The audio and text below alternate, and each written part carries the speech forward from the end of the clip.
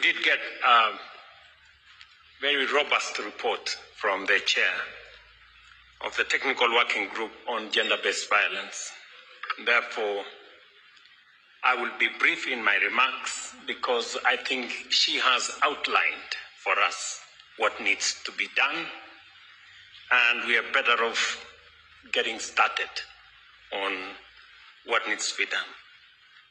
But allow me to thank the chairperson of the Working Committee, Dr. Nancy Barasa, and all members of the task force for their thorough and far-reaching work.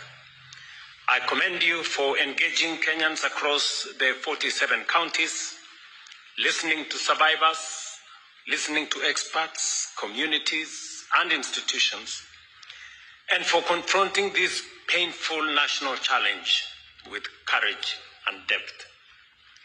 Listening to the recommendations that you have made, I am persuaded that you have identified the critical areas that if we address, we should be able to move the needle on this challenge.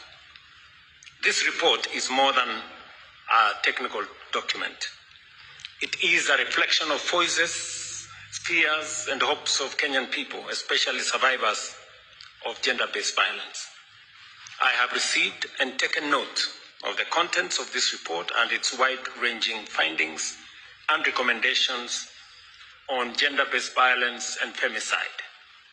The report lays bare the scale, complexity, and evolving nature of GBV in our country, affecting women, men, girls, and boys, with women and girls bearing a disproportionate burden.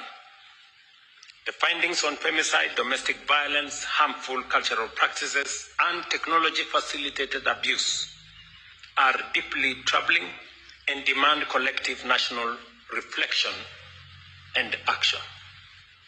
I note key proposals in the report, including the call to treat GBV, including femicide, as a national crisis, requiring urgent and coordinated action. Recommendations for strengthened prevention, investigation, and prosecution, including specialized capacity within our law enforcement agencies. Proposals for legislative and policy reforms, including improved legal definitions, survivor protection, and accountability mechanisms. And the emphasis on coordinated financing, data systems, survivor-centered services, and national awareness and behavioral change. These recommendations speak to the need for institutional coordination, adequate resourcing, and a whole of government and a whole of society response. I wish to assure the nation that all recommendations will be carefully considered and subjected to due process in accordance with our Constitution and the law. The report will be reviewed through the appropriate government mechanisms, including the Cabinet, relevant ministries, departments, and agencies to determine policy, legislative, and administrative action. Where legislative reforms are proposed, they will be processed through the established constitutional and parliamentary procedures. Even as we consider this report, I wish to reiterate the government of Kenya's will and will continue to support and take decisive action to end the scourge of GBV in all its forms. Immediately, the CS responsible for this space will work with the colleagues, and within the next 1 month, we will have processed it through Cabinet under my chairmanship, and we will take the appropriate actions as have been recommended by the chair here. Violence against any Kenyan is unacceptable. Violence rooted in gender, power, or inequality is a betrayal of our Constitution, our values, and humanity.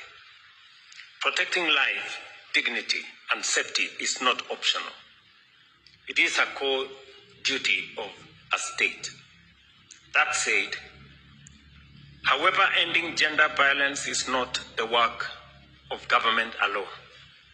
parents and families and communities must nurture respect and non-violence from every home.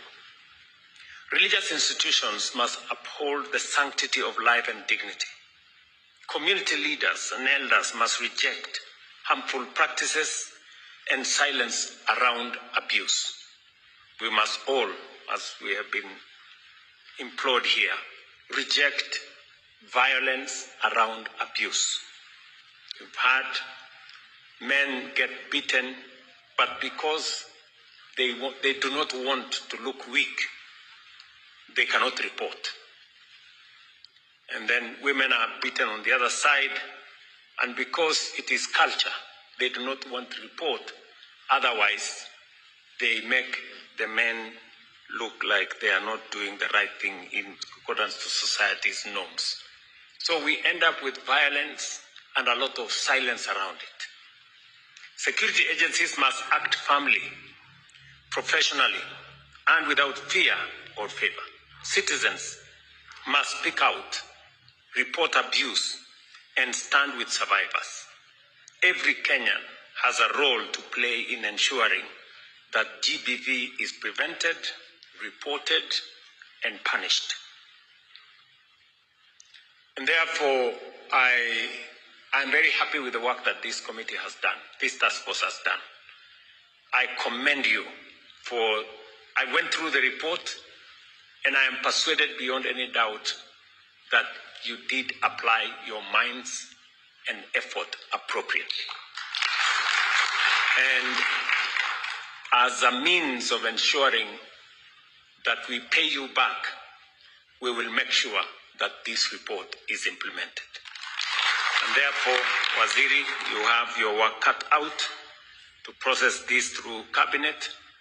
And if we need the services, the support, the input of any one of the members here, please allow us to reach out to you so that together we can see this report implemented.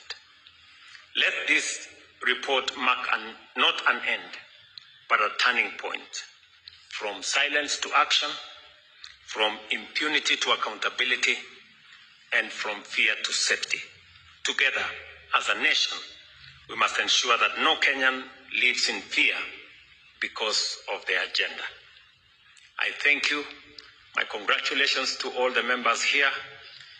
And you have brought out what was expected of this committee.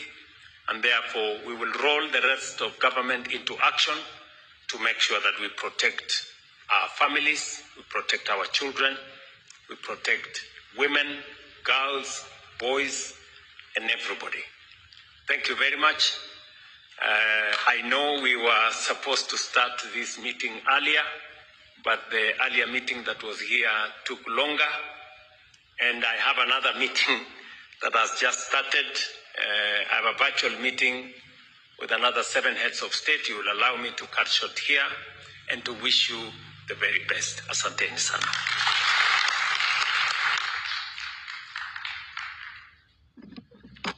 Your Excellency, a quick photo, perhaps? A very quick photo. Let's take